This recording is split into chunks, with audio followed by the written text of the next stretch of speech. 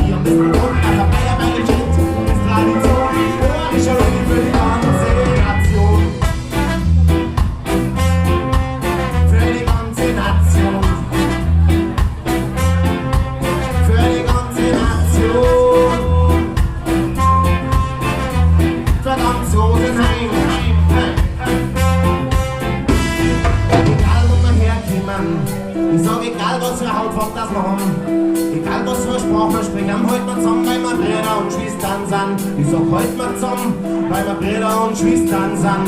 Hey Leute, warum halt wir zusammen? Weil wir, genau, ich brauche mal noch eine Einheit ins Mikrofon, aber ich weiß, das brauche ich nicht, ich hab das Brot, ich hab Eier bei den Kind, die Tradition, oh, ich höre die für die ganze Nation.